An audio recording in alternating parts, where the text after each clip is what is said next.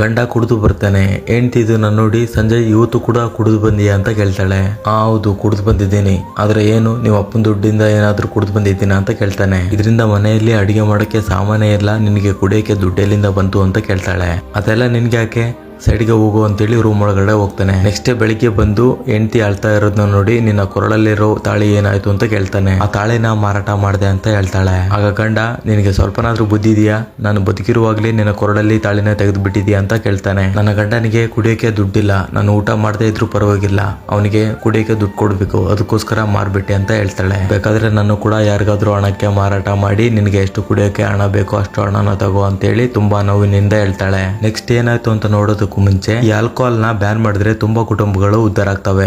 ನೀವು ಇದಕ್ಕೆ ಒಪ್ಪೋದಾದ್ರೆ ವಿಡಿಯೋಗೆ ಲೈಕ್ ಮಾಡಿ, ಹಾಗೆ ನಿಮ್ಮ ಅಭಿಪ್ರಾಯನ ಕಾಮೆಂಟ್ ನಲ್ಲಿ ತಿಳಿಸಿ. ನನ್ನ ಕ್ಷಮಿಸು ಪ್ರಿಯಾ, ಇನ್ನು ಮುಂದೆ ನಾನು ನಿಜವಾಗ್ಲೂ ಕುಡಿಯೋದಿಲ್ಲ, ಇನ್ನು ಮುಂದೆ ಕಷ್ಟಪಟ್ಟು ಕೆಲಸ ಮಾಡ್ತೀನಿ ಅಂತ ಹೆಂಡತಿಗೆ ಹೇಳ್ತಾನೆ. ನನಗೋಸ್ಕರ ನನ್ನ ಗಂಡ ಏನ್ ಬೇಕಾದ್ರೂ ಮಾಡ್ತಾನಂತ ನನಗೆ ಗೊತ್ತು, ಅದಕ್ಕೋಸ್ಕರ ಆ ಬಂಗಾರನೆಲ್ಲ ಬಚ್ಚಿಟ್ಟಿದ್ದೆ ಅಂತ ಹೇಳಿ ಹೇಳ್ತಾಳೆ. ಹೆಂಡತಿ ತೋರಿಸಿದ ಕೋಪದಲ್ಲಿ ಎಷ್ಟೋ ಪ್ರೀತಿ ಅಡಗಿದೆ ಅಂತೇಳಿ ಗೊತ್ತಾದ್ಮೇಲೆ ಹೆಂಡತಿನ ತುಂಬಾ ಜಾಗರೂಕತೆಯಿಂದ ನೋಡ್ಕೊಳ್ತಾನೆ.